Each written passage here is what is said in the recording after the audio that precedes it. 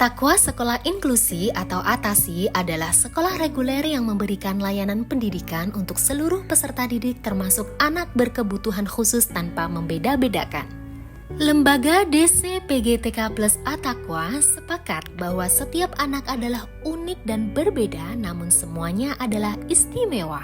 Sebagaimana Howard Gardner mengemukakan teori tentang multiple intelligence atau kecerdasan majemuk yang artinya bahwa kecerdasan itu beragam pada masing-masing anak. Dan hal itu yang menyebabkan tiap anak itu unik dan berbeda. Menurut seorang ahli bidang psikologi ternama, Sigmund Freud, menjelaskan bahwa pengalaman anak pada awal usia perkembangannya memiliki pengaruh besar terhadap perkembangan selanjutnya.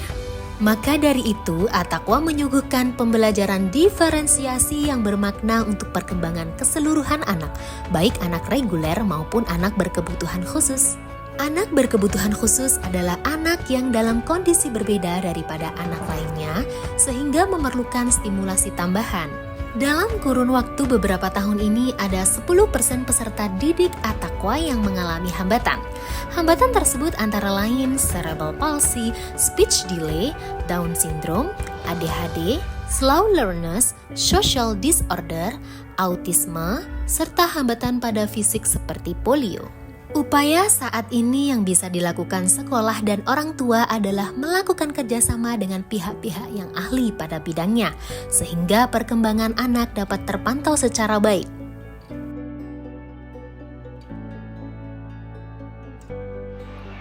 Tujuan sekolah inklusi ada 4. Yang pertama yaitu mengoptimalkan pengembangan potensial seluruh peserta didik. Yang kedua, menyatukan hak seluruh peserta didik dalam menerima pendidikan. Yang ketiga, menumbuhkan interaksi sosial dan komunikasi yang lebih baik pada masing-masing anak. Dan yang keempat, yaitu menumbuhkan toleransi dan sikap saling menghargai pada setiap anak.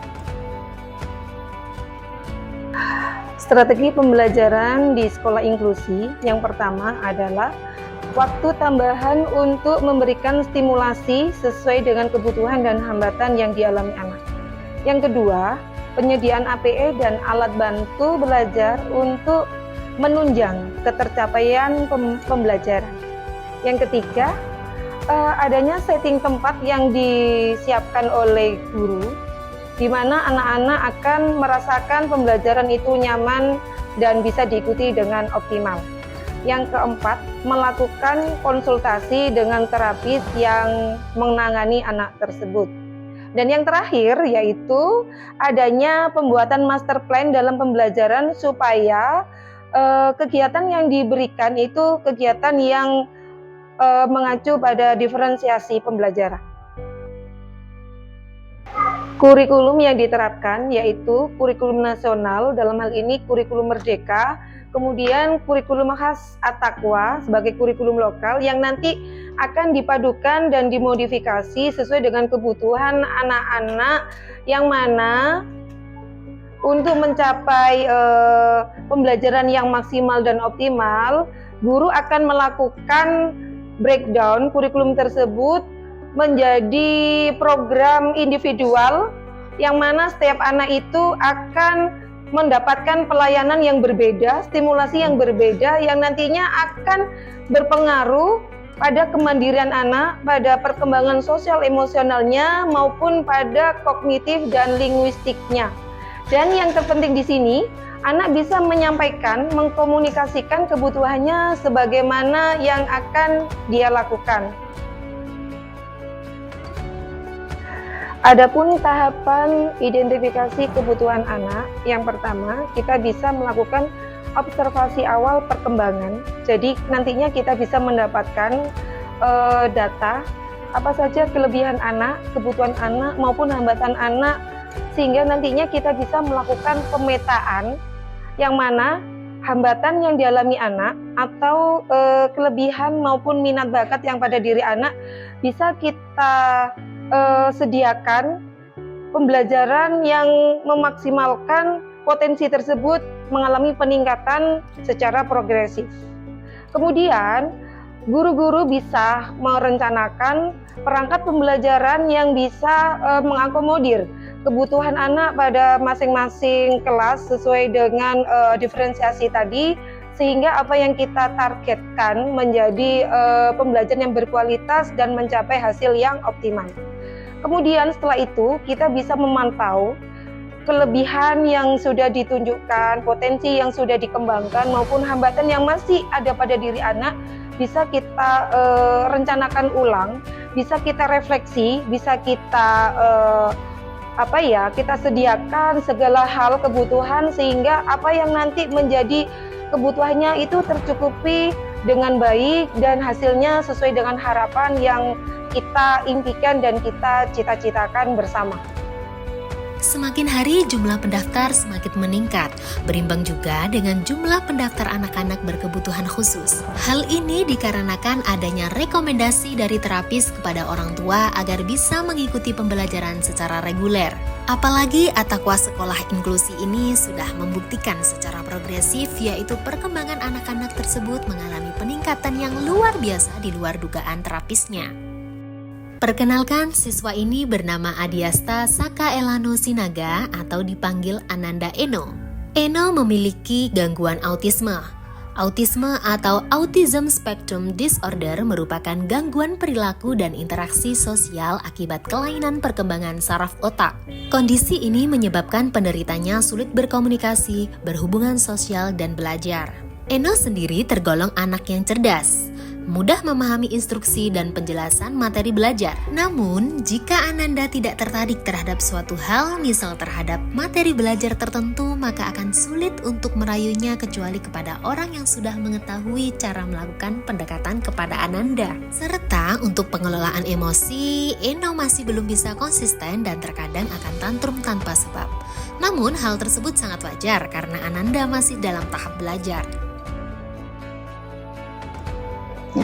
Eno sejak usia 2 tahun itu dideteksi ada keterlambatan di sensori dan motorik. Ada speech delay juga. Usia 3 tahun belum ada satu kata pun yang terucap. Tapi yang pasti yang sangat menonjol sekali di gangguan sosial, interaksi, dan komunikasi. Eno juga ada hiposensitif dan hipersensitif terhadap hal-hal yang mungkin bagi anak-anak yang lain biasa saja. Ya sebenarnya tidak dibilang kaget, nggak terlalu kaget sih karena milestone-nya kan sudah agak berbeda ya, saya lihat mulai kecil.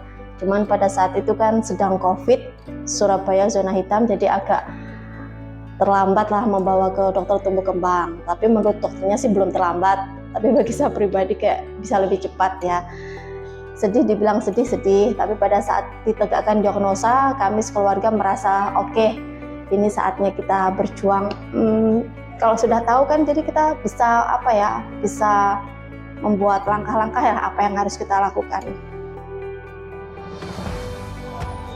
Alhamdulillah sih keluarga sangat mensupport sekali, memahami, mengerti, dan lingkungan di di sekitar perumahan juga alhamdulillah mengerti, dan saya juga merasa bersyukur menemukan sekolah Atakwa yang ya sangat mensupport sekali dengan kondisi Eno. Setelah terapi dan kita memang istilahnya menerapkan hal yang berbeda di rumah setelah tahu diagnosa tersebut, itu alhamdulillah sih sudah kelihatan muncul progres-progresnya. Tapi yang jadi pikiran kami pada saat Ananda sudah mulai usia masuk sekolah gitu. Masuk sekolah, dan setelah di Atakwa alhamdulillah malah lebih progresnya malah semakin bagus karena banyak sekali teman, untuk media bisa bersosial dan berinteraksi tadi, komunikasinya juga lumayan bagus. Perkenalkan lagi nih, siswa yang suka tersenyum ini bernama Gibran Arka Maulana atau dipanggil Ananda Arka. Arka memiliki gangguan ADHD.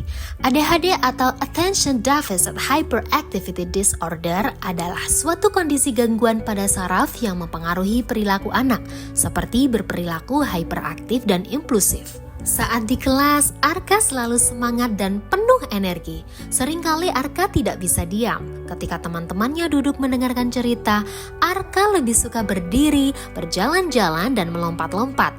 Karena sulit baginya untuk tetap duduk tenang, perhatiannya juga mudah teralihkan. Suara di luar, deritan pintu ataupun mainan berwarna cerah bisa seketika menarik perhatiannya.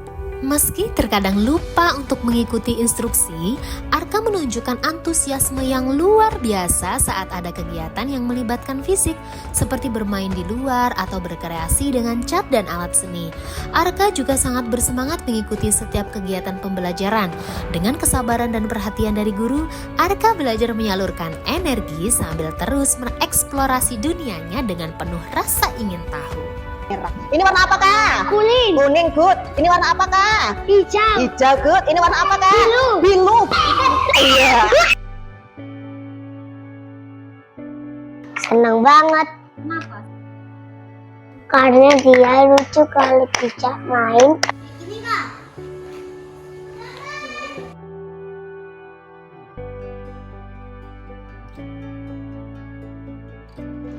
Anak inklusi memiliki kepribadian dan keunikan tersendiri yang tentunya berbeda dengan anak-anak pada umumnya. Jadi, di sini tantangan terbesar yang kami hadapi adalah harus selalu memiliki kesabaran yang tinggi.